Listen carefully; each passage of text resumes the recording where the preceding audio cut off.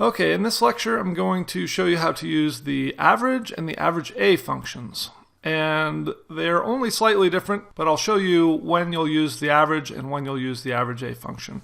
But basically, the average function adds up all of the numbers in a list and then divides them by the number of numbers in that list. The Averagea function comes into play if you have a non-numerical entry in one of your cells and you want to actually include that essentially as a zero in your calculation. The regular average function will not include it. It will just skip that one and take an average of the rest of the cells.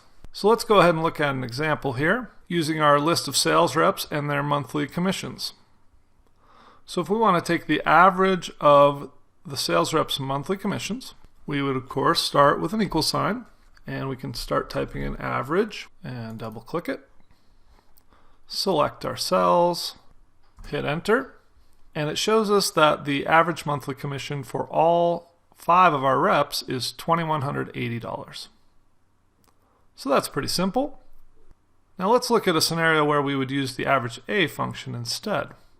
Let's say that for this month, Bob was not in the office.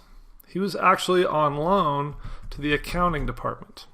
Notice that when we change this from a numerical entry to a text entry, it changes the average below.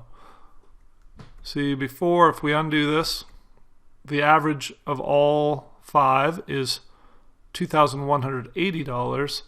When we put the word accounting in there instead, it drops the average to $2,150.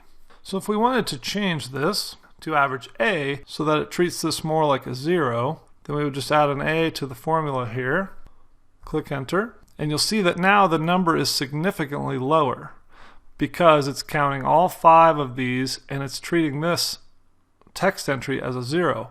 So now our average is $1,720.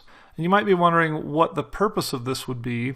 Well, a good example would be if Bob is still being paid out of the sales department, but he's not bringing in any revenue, then the Averagea function would allow a manager to see how much money the department is earning per rep, including Bob, who's missing.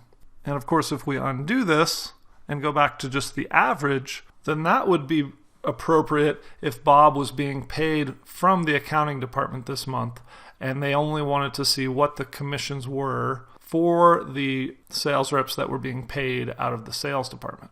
So that's how you use the average and Averagea functions to find averages, including or not including cells that have text.